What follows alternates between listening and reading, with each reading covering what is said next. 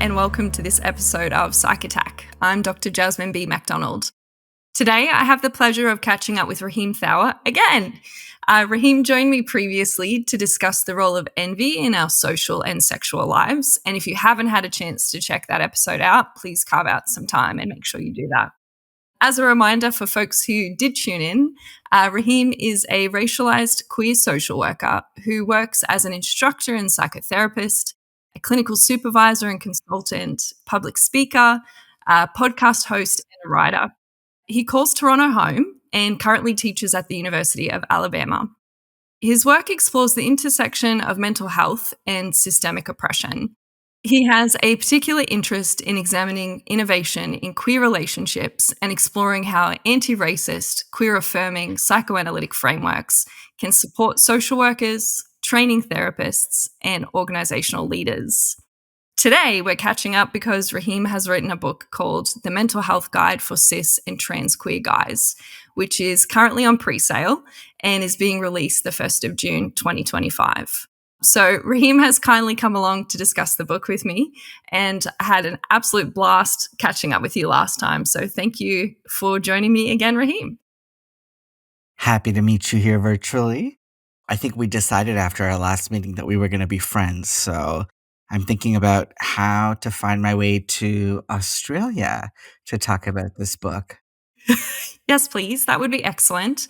I mentioned to you that I spent a little bit of time in Vancouver, and on that trip, I also spent a little bit of time in Nashville and fell in love with Nashville. And so either way, we can come there and visit.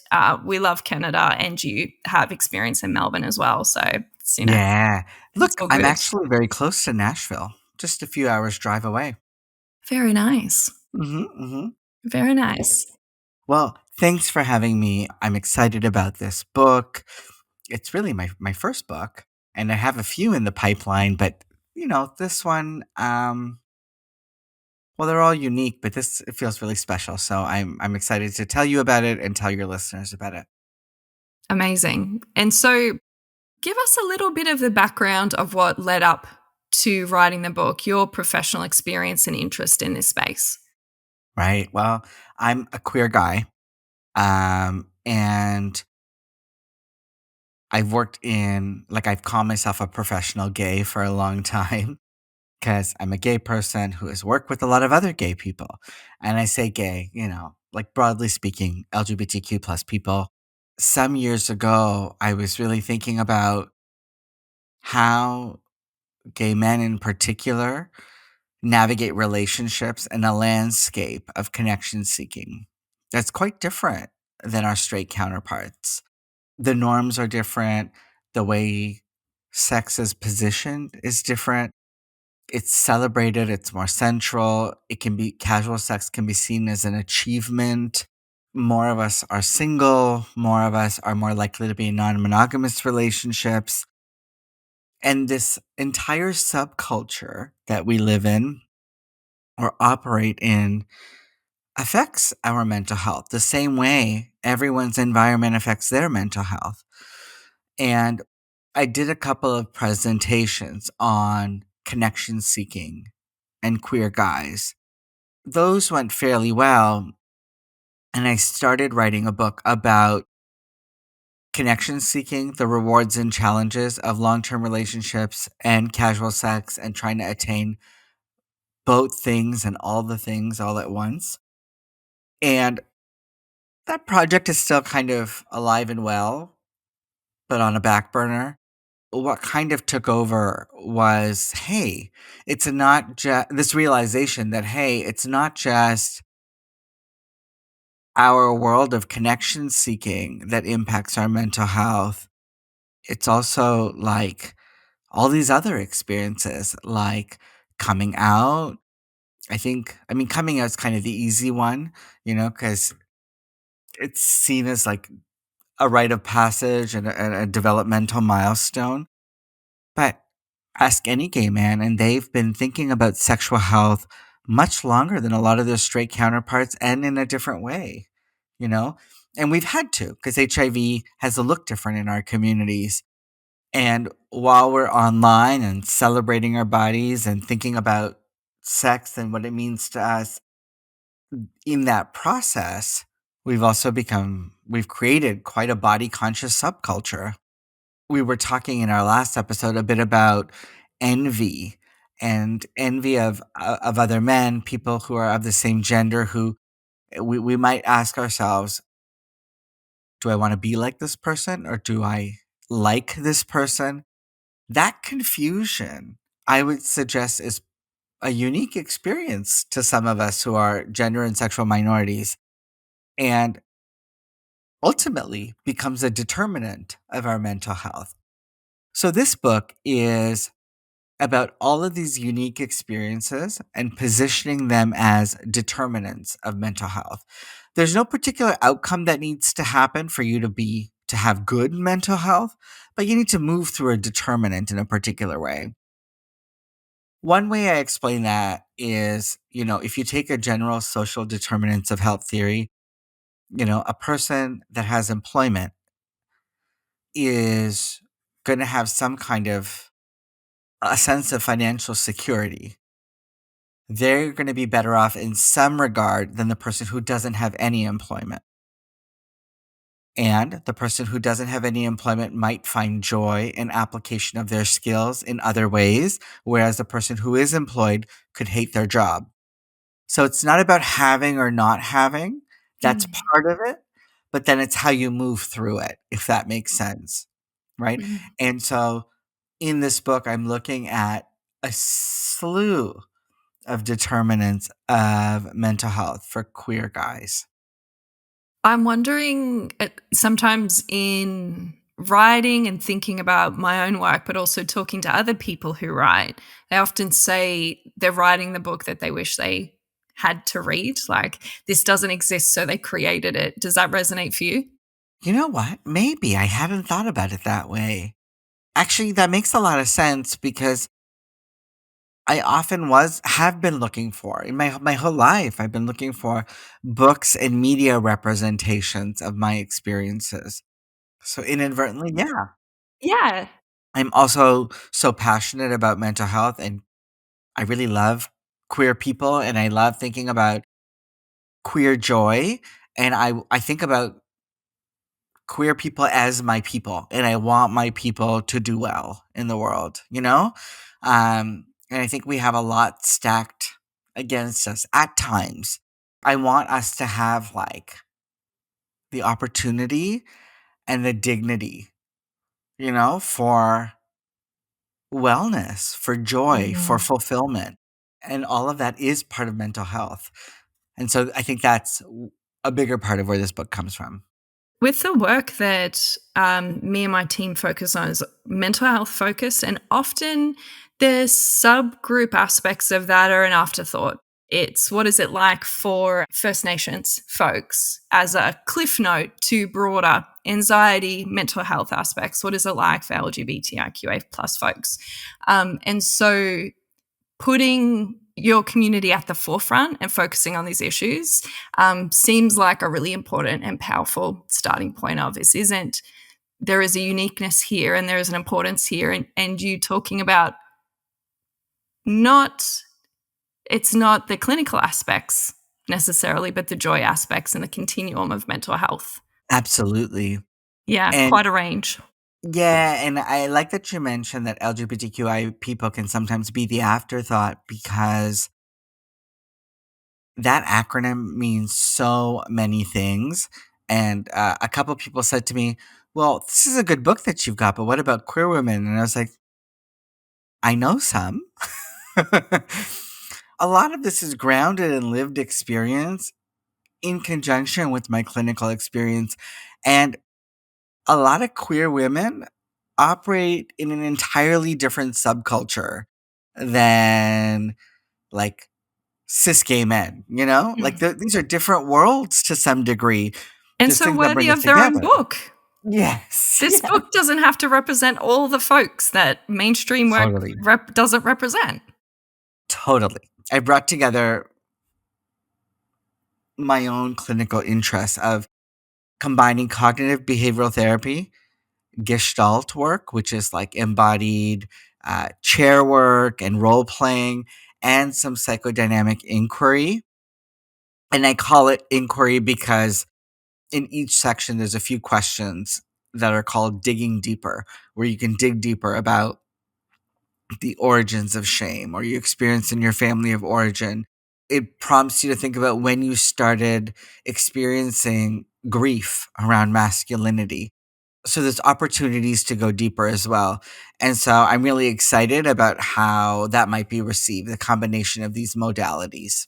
Yeah, I'm noticing patterns in the way that you work and the way that you think of not we're not sticking to clinical aspects. We're talking about a continuum of experiences, and we're not just talking about the research or theories, but what's the experiential part of this and having those examples in your work. And I think that's really exciting.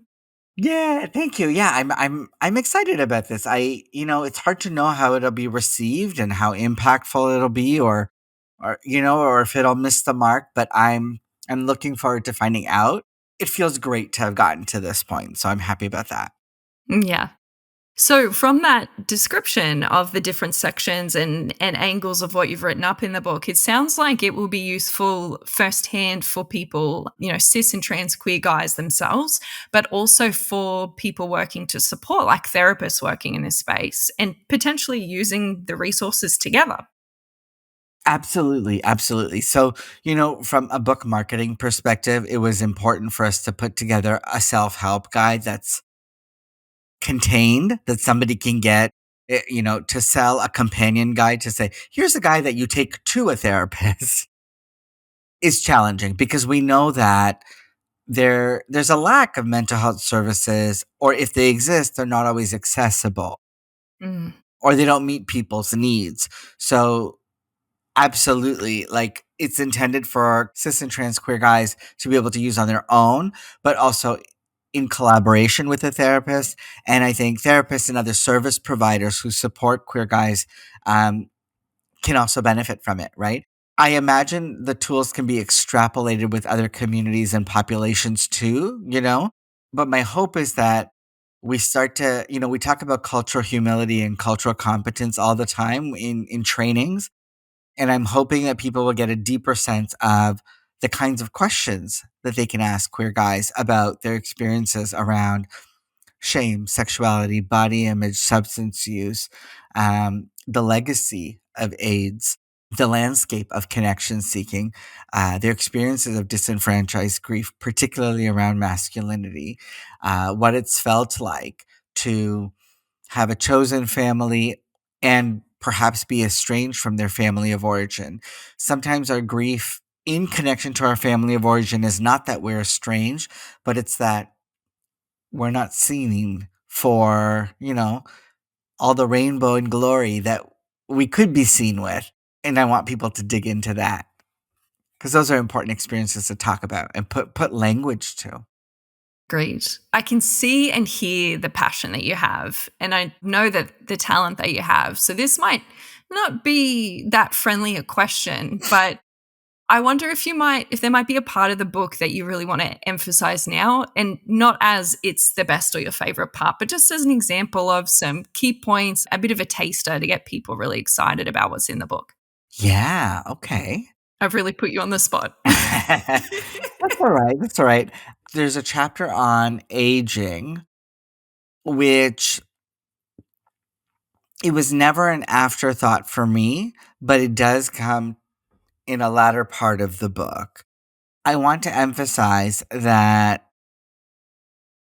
I've tried to make this book speak to the broadest possible, breadth of our communities. And I've had the honor of working with a lot of elders in our community. And aging in general is challenging in a capitalist neoliberal world where cost of living is very high, all of this kind of stuff. But for queer guys, where we live in a subculture where youth is really, really valorized, where I've heard lots of older gay men talk about feeling insignificant and irrelevant as they've aged. I've heard gay men talk about unexpected chronic health issues or stigmas they didn't expect. For example, learning to live with a stigma and disclosure of HIV, and then later on being diagnosed with cancer, for example. And so, talking about embracing aging, value that comes with wisdom and lived experience, and the relevance of, like, there's so much relevance, for our elders who are aging. And there's something that all gay men need to confront, which is there's part of our subculture that is built around an anxiety around aging and mortality. Uh, it's not just an anxiety, I think it's a deep, deep fear. And we all have to go through that. And so we all actually need to confront that yesterday. Mm. you know, we lost a huge generation or a big part of a generation of gay men to AIDS and the epidemic. And with advances in prevention and treatment, more of us are going to grow older, which is great, but we need a place to grow older. And we need to think about what cultivating community is going to look like for our survival and our mental health. Mm. It's great to talk about how we navigate connection seeking differently. But if it means that a lot of us are going to be single later on in life, that part's also okay. But we need to think about what our social safety net is going to look like. Right. We can't just cast each other off as less relevant or insignificant. I think thinking about aging, our anxiety around mortality and aging, our overemphasis on youthfulness, and anything that suggests hypermasculinity and distance from illness, aging, death, AIDS, we have to confront that. Mm. Like, I think we've been collectively harboring that fear, and we need to confront it. Mm. It's essential for our mental health. That's really powerful. It brings to mind to me that the way in, I think, social work and psychology, we might teach and train and think about developmental aspects in neat little boxes and not the nuance and the intersectionality and the complexity that you're talking about here. So it Mm. sounds really interesting. Thank you. When you were just talking about developmental psychology, you know, if you look at Erickson's map of the psychosocial stages, we get to a point of, I forget what he calls it, but contribution or do you know what I'm talking about? Yes, and it's something like contribution or irrelevance, something like that. Yeah. Yeah. And I think there is a kind of there are these heteronormative milestones. That whole developmental theory is based on a kind of heteronormative expectation about the trajectory of your life. And if you don't get married and don't have kids and don't pass something on, you have to rethink the developmental trajectories. Mm. And another chapter I have in that book is what I call a determinant of our mental health, which is called milestone heteronormativity, which is all the milestones our peers experience where we feel overlooked or we feel uncertain. It activates a kind of existential angst, angst just being like anxiety or unsettledness. And the existential is literally about existence, like what is my purpose? Who am I? What is my life? What does it mean? What is my contribution? And a lot of that does get activated. I see it a lot I'm almost 40, but throughout my 30s, I've seen a lot of it when I've seen my straight counterparts, get married, have double incomes, buy homes, have kids. And those are great for them. And it's a little bit different than envy because it doesn't activate an envy in me because it's not a thing I want, but it activates something. And so I've called it Mm. milestone heteronormativity because it makes me think about the need for a whole other developmental trajectory for people who are not following that relationship escalator. You know, Yes. we have to measure our progress in a different way. Yes. I think an aspect of that that's really interesting is sometimes the sureness and the confidence of folks who have settled down, married, and had kids, Mm, especially in the conversations that they'll have with their friends or broader social network who haven't done that. yeah. And I'm conscious of this as someone who's decided having children is not for me and my partner. That's not for us. And so I'm not trying to inject and say this is the same thing at all, Raheem, but except to say that this is resonating and cueing an interest in me of what must be like for cis and trans queer men, and to Yeah. develop and expand thinking on that, because I don't have a confidence in what my meaning in life is, or like, here's this thing I've created, or who's going Mm. to look after me when I'm older. There are all these other elements that you've already raised that then adds complexity to that. And those conversations I've had with friends are already kind of hard enough. Yeah. Listen, thank you for that, but I don't think you need the extra caveat. I think as a woman in the world who's decided not to have kids, you are going against a kind of heteronormativity, and there's so much pressure, right? There's so many indicators in small and big ways in our environment that let us know that we're doing life the right way or another way. Right. And that's tough. That's a tough thing to have to confront all the time. Mm. I would say you're dealing with it too, frankly. This book is very exciting, Raheem. Can I ask again? These questions aren't prepared, so I'm very much putting Raheem on the spot. What was the part that was maybe the most challenging to write for whatever reason? It might be drawing on evidence, or it's challenging as a therapist, or whatever. What part was, or the kinds of aspects in the book that were quite tricky to put together? You know, I'm going to say it was getting started altogether Mm, because I put like a book proposal together and I sent it to New Harbinger Press, and they sent it back and said, you need to change the tone because you're not speaking to the reader. And I was like, I don't know. I don't get it. I don't know what they're talking about. And they gave me another guideline to read and another guideline, and they were very helpful. But my impatience, ADHD, impulsiveness, all of these things combined, I was like, I'll look at this later. And so I sat on it for several months. And then I hired somebody to help me.